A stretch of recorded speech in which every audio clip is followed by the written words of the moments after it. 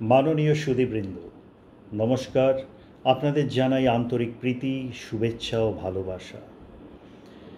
উপস্থাপনা করছি একটি প্রকৃতির নিজস্ব রূপের ওপর রচিত কবিতা, কবি সুমন বরের লেখা কবিতা বৈশাখ, কণ্ঠে সঞ্জয় মুখার্জি।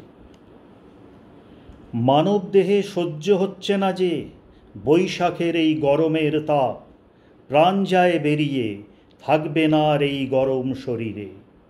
জীব দেহ তারাও খুবই ক্লান্ত, একে একে হচ্ছে তাদেরও প্রাণ শান্ত। সূর্য এখন হচ্ছে ক্ষিপ্ত, রাত পেরোলেই ভয়। রাতের পর আসবে দিন, ক্ষিপ্ত সূর্য তখন দেবে ঠিক সইতে না পারা যায় এমন এক তাপ।